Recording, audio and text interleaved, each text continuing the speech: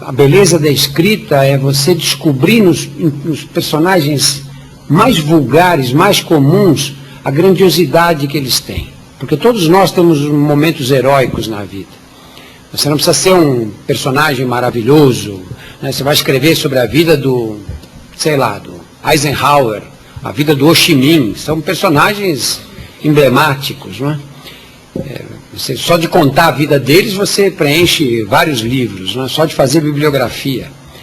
Mas quando você conta a história do homem comum, aquela pessoa que dedicou a vida a cuidar da mulher, dos filhos, de uma família, pagar o estudo para os filhos, a fazer um trabalho diário que talvez ele não gostasse, mas se sentiu obrigado a fazer, ou aquela mulher que viveu sozinha com os filhos a vida toda, foi ela responsável pela criação dos filhos, e que dedicou toda a vida a isso, para ela mesma sobrou pouca coisa, mas ela conseguiu fazer com que os filhos tivessem uma vida melhor do que aquela que ela levou. Eu acho que esse é o grande desafio para quem conta histórias. Como é que você descobre a grandiosidade dentro de cada ser humano? Nesse sentido, esse livro é um livro...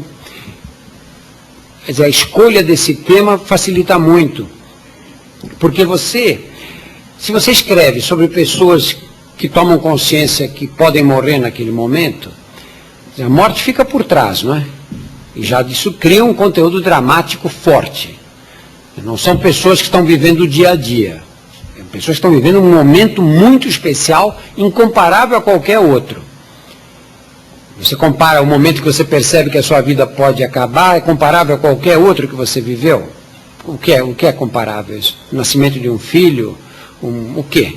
No dia que você ganhou na loteria, nada é comparável a isso, né? Tua vida pode acabar ali. Isso dá um conteúdo dramático forte, porque tudo que passa a acontecer, tudo que vai acontecer a partir desse momento, passa a ter uma carga emocional mais forte mesmo, porque você vai ao cinema, pode ser a última vez que você está indo ao cinema, você ouve um passarinho cantar, você para prestar atenção, ele cantou a vida inteira, por que eu não prestei atenção antes nisso, não é? E o interessante é que nesse momento a grande maioria das reações não são heróicas, dramáticas, são reações simples. Os prazeres que as pessoas encontram nesse momento, em geral, são os prazeres do dia a dia, para os quais a gente normalmente leva a vida sem perceber até que eles existem. É o contato com a família, ele quer ver o neto ou a neta, quer os filhos perto, quer voltar a conversar com um amigo que ele não vê há 10 anos, quer ouvir o passarinho realmente, ou quer assistir um filme que ele perdeu. Coisas muito simples mesmo, e em geral que envolvem contatos humanos. Nessa hora, o que adianta as propriedades que você acumulou na vida, o automóvel maravilhoso que você tem na garagem, se você não tem condições de ficar em pé para chegar nele, não é? Então, o fato da morte ficar por trás dá um conteúdo dramático forte, o que ao mesmo tempo é uma armadilha, porque você tem que caminhar numa linha muito, muito delicada. Transformar uma coisa dessa num texto piegas é um passo, né? É um passo. A dificuldade mesmo que eu senti fazendo esse livro foi, primeiro, essa, qual é a linha que eu tenho que mostrar. Não dá para falar nisso com desrespeito, dizer, aí ele achou que ia morrer, não, calma, você está falando de uma coisa séria aqui, então tem que ser tratada seriamente. Mas não pode tentar pegar o leitor pelo lado sentimental, afetivo, porque aí o leitor fica bravo quando ele percebe que acontece isso. Isso a gente vê na televisão muitas vezes, você vê uma história que está se passando num jornal, num programa de televisão, aí aparece a criança pequena, a mãe que desesperada, e aí é uma cena de conteúdo forte, aí toca uma musiquinha no fundo que acaba com a cena completamente, né? Você fala, não, essa música não, por favor, né? Não queira me pegar emocionalmente por aí, que eu sou um ser mais complexo um pouco. E esse livro resvalou o tempo inteiro nessa situação, sempre com muito cuidado para não tentar cair nesse lado do sentimentalismo, que eu acho que estraga, desvia, tira o leitor completamente do foco principal. E a segunda dificuldade foi que Eu entendi logo de cara que a única salvação para esse livro foi se ele fosse escrito de uma forma oposta à que eu utilizei escrevendo o Carandiru. O Carandiru foi um livro feito contando a história da Casa de Detenção de São Paulo, o maior presídio do Brasil, com 7.000 e tantos presos, e que eu escrevi para tentar mostrar como era uma cadeia por dentro. Eu trabalhei no Carandiru durante 13 anos.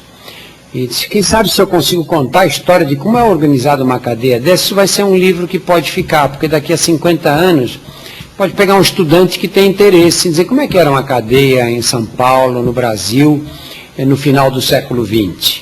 E procurei fazer essa descrição do Carandiru. Mas como eu achei logo de cara que o que interessava era a descrição da cadeia dos personagens, eu tinha que me abster de dar a minha opinião pessoal. Eu tinha que me abster de dizer o que eu penso a respeito, de dar minha interpretação a respeito da cadeia. E eu realmente procurei fazer isso do começo ao final do livro. O narrador, é narrado na primeira pessoa, mas o narrador é uma voz no Carandiru. Ele, em hipótese alguma, diz o que está certo e o que está errado. Mesmo porque eu acho que o interessante disso é deixar para o leitor julgar o que ele acha certo ou errado. E uma forma de fazer isso é você ficar esperto com os adjetivos. Eu acho que o adjetivo empobrece a literatura. O adjetivo tem que ser usado com muita precisão. Quando um autor me diz, vinha vindo uma mulher bonita, eu já acho isso uma pobreza horrível. Porque é uma bonita quem, cara pálida? Você acha bonita? Será que eu acho também? Eu quero que você me diga que ela é bonita, me insinuando, me descrevendo algum detalhe dessa mulher, para eu formar a mulher na minha cabeça. Isso é que é o prazer da leitura, não é? Eu quero construir a mulher. A que eu construo não vai ser a mesma que o Afonso constrói, não vai ser a mesma que outro vai construir. Então o adjetivo deve ser usado, lógico, mas quando ele dá um reforço fundamental ao substantivo, né? Quando ele não dá esse reforço, não tem finalidade de usar. E eu, Carandiru, fui cortando todos os adjetivos, todos. Quando o livro estava pronto, ainda voltei, ainda encontrei 5 sobreviventes, tirei os 5 fora. Tirei os 5 fora. E nele era possível ter essa equidistância. Por um fio, era o oposto a isso, porque o médico da cadeia pode dizer, olha, o que eu penso não interessa, eu vou contar como é e vocês tirem as suas conclusões. Aqui não, aqui é impossível. O médico é uma pessoa que se emociona quando faz medicina. Essa ideia que grande parte da população tem de que os médicos com o tempo ficam frios, talvez valha para uma minoria dos médicos, mas eu acho que não vale para a maioria. Acho que nós não reagimos como a maioria das pessoas reage, nem seria bom que a gente reagisse assim. Imagina se eu toda vez que perco um doente começasse a gritar, a chorar, arrancar os cabelos. Arrancar os cabelos nem seria o caso, mas...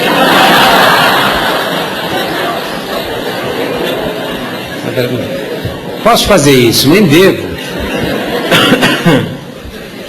Mas dizer que a gente não sente, que você fica frio com o passar dos anos, é mentira. É mentira.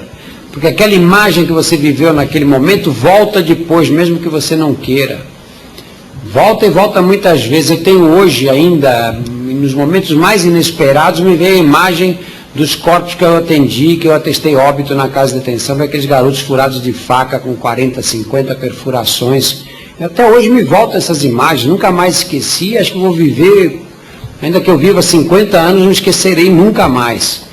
E quando você escreve o livro como um médico que cuida dos seus doentes, aí o livro tem que entrar a sua emoção. E aí fica difícil. Fica difícil porque primeiro você se expõe.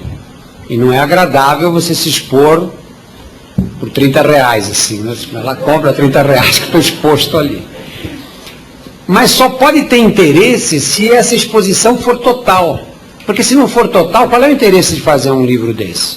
Se eu me preservo na hora de dizer o que eu senti naquele momento crucial da vida de alguém, e eu digo, olha, o que eu senti não interessa, então qual é a vantagem? Para que escrever um livro desse? Um livro só tem valor